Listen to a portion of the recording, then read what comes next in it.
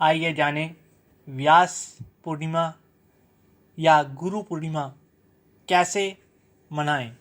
आषाढ़ मास की पूर्णिमा तिथि को व्यास पूजा के रूप में मनाया जाता है। परंपरागत रूप से यह दिवस गुरु पूजन के लिए महत्वपूर्ण है और इसका निर्धारण इसी रूप के लिए किया गया है।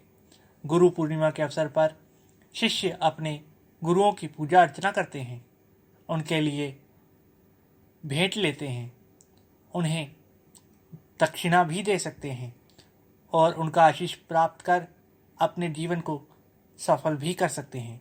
जो आध्यात्मिक और ज्ञान तथा शिक्षा द्वारा अपने शिष्यों का मार्गदर्शन करते हैं, उनका पूजन करना ही सर्वोचित है। व्यास पूजा दिवस को व्यास पूर्णिमा के नाम से भी जाना जाता है। यह दिवस महर्षि कृष्ण द्वैपायन वेद व्यास की जयंती के रूप में मनाया जाता है।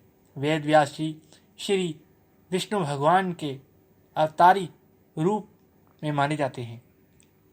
वेद व्यास एक महान काव्य के रचयिता भी हैं, जिसका नाम महाभारत है और महाभारत के एक महत्वपूर्ण पात्र भी यह माने गए हैं। वेद व्यास जी वेदों के ज्ञाता होने के साथ साथ पुराणों के रचयिता भी हैं।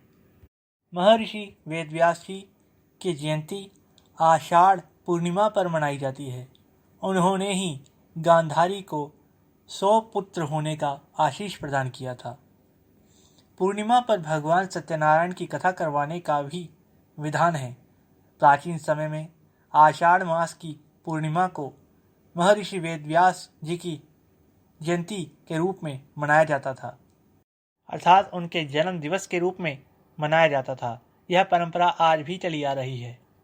इस कलिकाल में भी महर्षि वेद व्यास जी की जयंती आषाढ़ मास की पूर्णिमा तिथि को प्रत्येक वर्ष मनाई जा रही है। इसे शिष्य अपने गुरु के प्रति भी मना सकते हैं और प्रत्येक शिष्य को अपने गुरु के लिए इस तिथि में उपहार अवश्य लेके जाना चाहिए और अपने गुरु से आशीष प्राप्त कर अपने जीवन को सफल बनाना चाहिए। अपने सतगुरु की शरण में जाकर उन्हें प्रणाम कर उनके सानिध्य का लाभ उठाना चाहिए, जिससे कि जीवन सरल और सुगम बन सके और हमारा प्रत्येक पग पर उद्धार हो। यह जीवन और अंत में मृत्यु को प्राप्त होते समय हमारे कर्म धर्म हमारा ही साथ दें। गुरु वाक्यों को शिरोधार्य कर जीवन भर उन्हें मानने का प्रण लें। गुरु आज्ञा की अवहेलना कभी ना करें। गुरु वाक्य को ही सच मानकर, आदेश मानकर उसे स्वीकार करें और प्रत्येक गुरु वाक्य का पालन करें।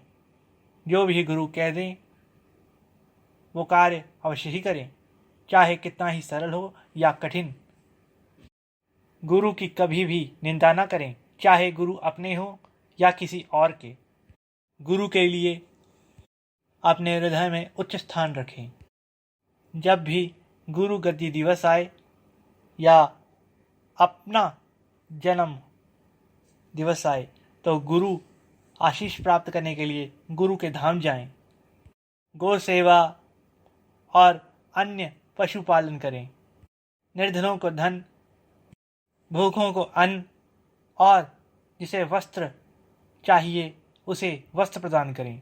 जिसे रहने के लिए स्थान चाहिए उसके लिए यदि खुद से सामर्थ्य है तो अवश्य ही स्थान का प्रबंध कर उसे रहने के लिए दें और यदि सामर्थ्य नहीं है तो औरों से सहायता मांगें और उनसे भी धन इकट्ठा कर स्वयं का भी धन मिलाकर उसके लिए एक अच्छा सा स्थान रहने के लिए प्रदान करें।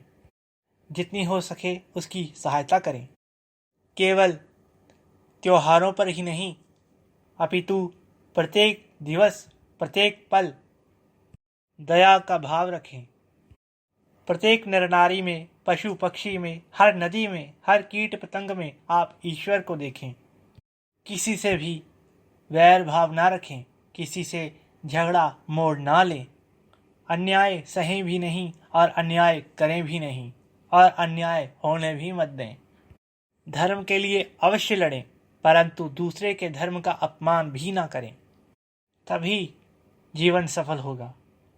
साथ ही किसी की निंदा या किसी के गुरु की निंदा भी ना करें। सर्वप्रथम तो गुरु माँ ही होती है, इसलिए अपनी माँ की सेवा सर्वप्रथम करें। जो माँ कह दे वो अवश्य करें। गुरु तो बाद में बनते हैं, परंतु माँ पहली गुरु होती है, इसलिए माँ की सेवा करें, गौ की सेवा करें।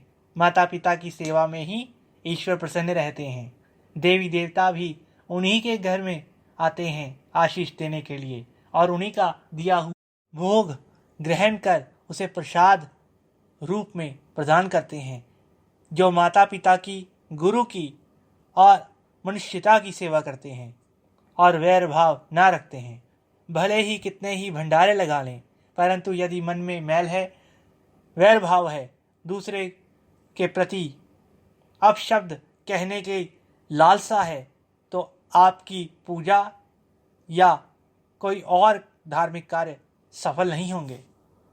इसलिए पहले वैर भाव को हटाइए, मन को शुद्ध कीजिए, वाणी को पवित्र कीजिए और हृदय में ईश्वर को स्थान दीजिए, तभी सफलता प्राप्त हो सकेगी और जीवन सफल होगा।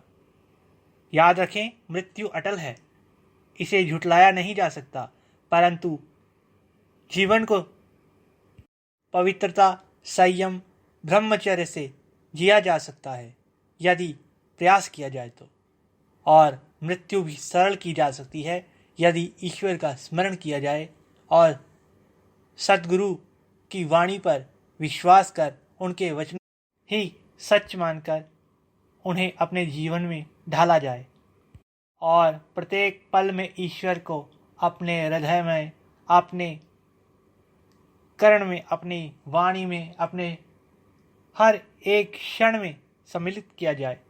ईश्वर का नाम ऐसे रटें, ऐसे भजें जैसे कि आप चाहे अपना नाम भूल जाएं, परंतु ईश्वर का नाम हर क्षण आपकी जिह्वा पर विराजमान रहे और वाणी से उनका नाम निरंतर बहता रहे। ईश्वर का भजन, कीर्तन, चिंतन, मनन, गुणगान, लीलागान, कथा श्रवण, कथा गान करते रहें। ईश्वर को ही ध्याएं, मन में ईश्वर को ही बसाएं और उनका ही गुणगान करते जीवन बिताएं, तो ईश्वर अवश्य ही मिलेंगे। धन्यवाद। आइए जानें व्यास पूर्णिमा या गुरु पूर्णिमा कैसे मनाएं।